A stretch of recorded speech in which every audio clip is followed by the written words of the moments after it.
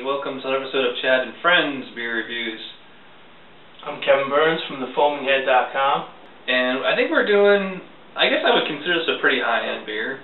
This is Lagunitas India Pale Ale, IPA. I heard a lot of good stuff about this particular beer. A lot of people in my comments have been recommending I try it. It's a West Coast brewery. Where the Petaluma, California. There isn't much of a description on here. Thanks for choosing to spend the next few minutes with this special homicidally hoppy ale. Savor the moment as the raging hop character engages the imperial qualities of the malt foundation in mortal combat on the battlefield of your palate.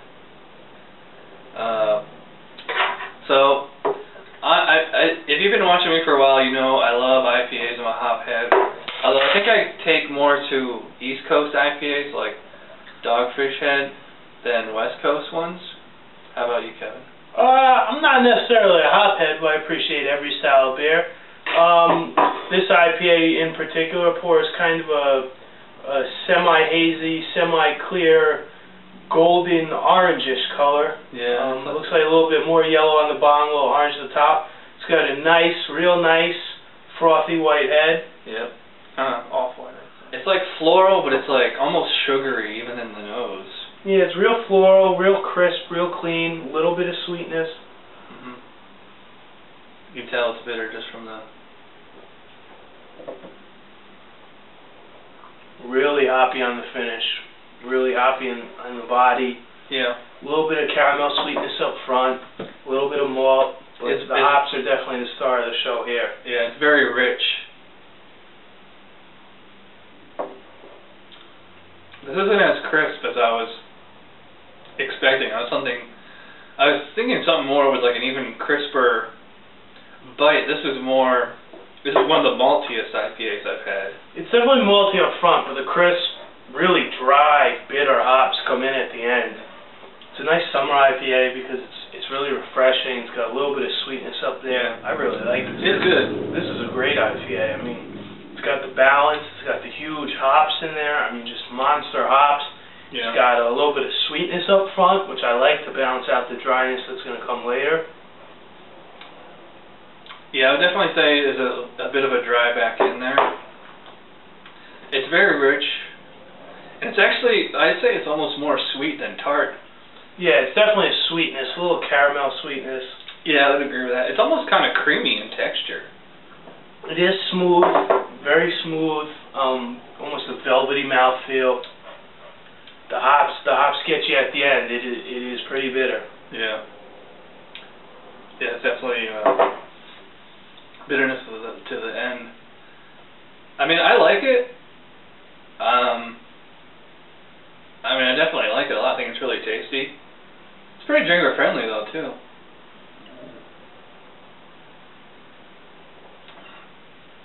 Even though it's got a bitter hop bite on the end, the mouthfeel itself is actually soft and it's very thick though. It is. It is. It's a really, really nice beer. Probably not going to have too many of them in one session, but again, the really clean nose. You get all sorts of different hops. I get some Cascade hops in there, probably some Amarillo hops. Sweet up front, a little malt, really smooth body, and then the hops start to come in, and they really finish the beer. You get a really sensitive palate. You can actually detect and distinguish all the individual hops. Usually most American IPAs, they use a lot of Cascade hops. This is actually reminding me of something more of the traditional British IPA, like Samuel Smith's has that kind of, like as you said, caramel. Yeah, definitely up front. I think it's got more than enough hops though on the back to kind of blow an English IPA out of the water. It's got some real beautiful lacing on the glass. Yeah. Well, mine had some that I think you might have a cleaner glass than I do.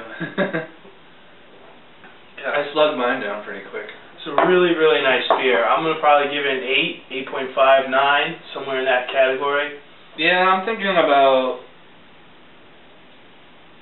I'd definitely say this was 8 because And 8 out of 10 is just a really good beer all around. Like, there's next to no flaws, but it's not so great that it's like blowing me away. Like, oh my god. So, yeah, I'll say 8. I say it's a very good beer. It's not quite the best of the best, but nothing wrong with it at all. All you hopheads out there will like this. And it's definitely balanced. That sweetness really works well with the hops. Yeah. I prefer something a little bit crisper, like the, Dogfish 60-minute. I don't really like these. I'm not a big fan of super rich IPAs. I'm thinking of when I think of West Coast IPAs, I think of like Rogue and Stone that are very, very dry. They're very sweet. They kind of remind me of like sweet tart candy or something like that.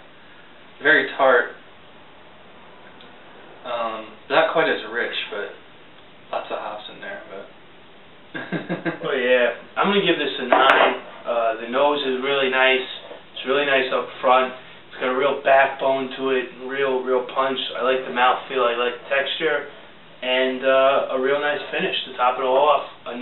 Hey, we're back. I just looked it up. It's 5.7% alcohol by volume, the Lagunitas IPA.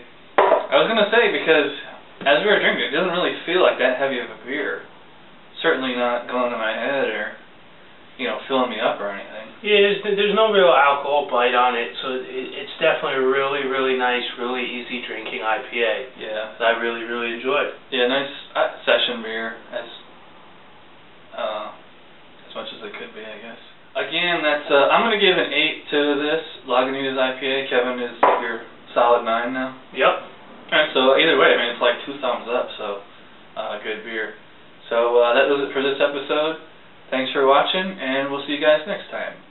Bye.